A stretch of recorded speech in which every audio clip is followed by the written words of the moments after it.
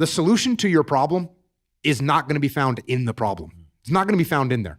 You have to get out of the problem so that you can look at it, make an assessment, and you can assess how to solve the problem or whether you need to solve the problem or not. I mean, there's a lot of things in my life right now where I shrug my shoulders and go, okay. It's okay. Oh, someone's saying this. Okay. Roger that. Like, carry on. No factor. Move on. And then occasionally you go, okay, this is something I need to contend with. This is something I need to deal with. This is something I need to shape or adjust or move or solve, to use your word. And the reason I laugh when I say that is because problems, you have to get in there. But if you take a step back, you can usually say, oh, little adjustment here, a little adjustment there, and that thing's going to sort itself out. So detachment is a superpower, man. Certainly is, and it's certainly one that I need to focus on more. I'm grateful for you bringing that up. This is the biologist in me, but what is your process for engaging detachment or for disengaging? Is it an active process where you go, I'm going to detach from this. I'm going to put myself in a situation that is pulling on me. There's this gravitational force, and I'm going to create some imagery in my mind of walking away from it. Do I physically walk away from it? Do I outsource it to somebody else? What are some tools for detachment? Yeah, take a step back, detach, look around, and then you can make a much, much better decision. So when you talk about the mechanics, when I teach this to people now, the mechanics of it, take a step back.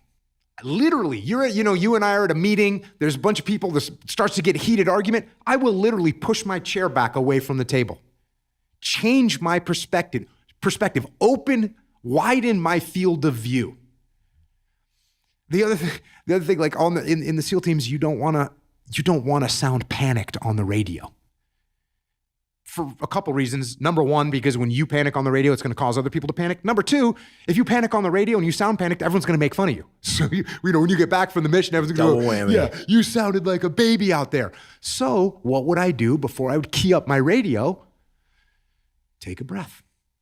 And so here I'm manually slowing down my breath. I'm broadening my field of view. So if you're in a meeting or you're at the supermarket parking lot and someone starts to yell at you, take a step back. Take a breath, broaden your field of view, detach from those emotions that you're having, and make some space.